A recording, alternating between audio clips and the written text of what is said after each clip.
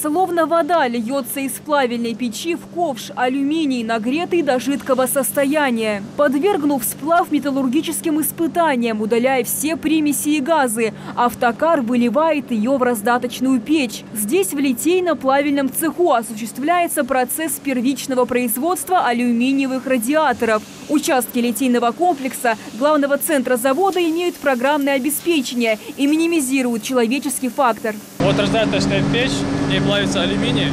После этого алюминий доставляется в литейную машину и происходит процесс изготовления секций под давлением. То есть давление не просто в нашем обычном понимании, а под очень сильным давлением и при высоких температурах.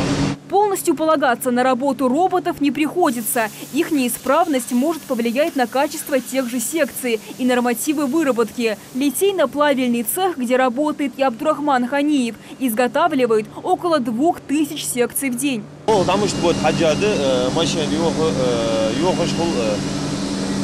Настраивать ее, налаживать ее. 1700, 1600, до 1800 хайуа. 3 основных цеха функционируют в 2 смены. Выработка каждого из них отмечается на стендах и журналах строго по расписанию. Механообрабатывающий цех включает в себя 2 участка. Здесь ведутся ручные работы и отделка продукции, нарезка резьбы, шлифовка и дальнейшая обработка бортов радиатора. Установка так называемых пробок с плотным соединением. Покраска радиаторов только на первый взгляд кажется легкой и быстрой. Такой процесс сопровождается длительной химической обработкой, рассказывает Ислам Боков.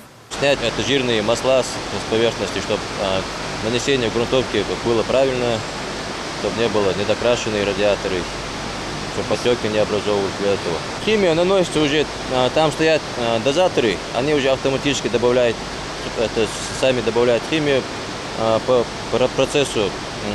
По показанию, ванна дает результат, какие там показания, pH, проводимость.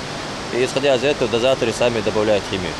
Упакованная продукция вывозится в склад в уже готовом к реализации виде. Поставки осуществляются по всему Северному Кавказу и в регионах Центральной России, также в странах СНГ, рассказывает Руслан Мальсагов. У нас есть центральные склады в Москве, есть свои менеджеры по реализации.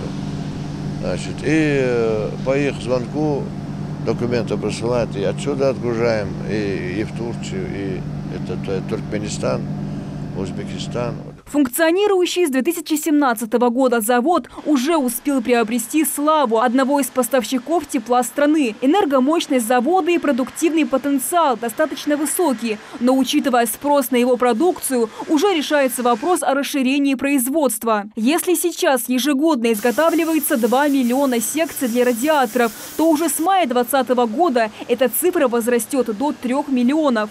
Амина Бокова, Адам Мережков, Магомед Даскиев. Новости 24.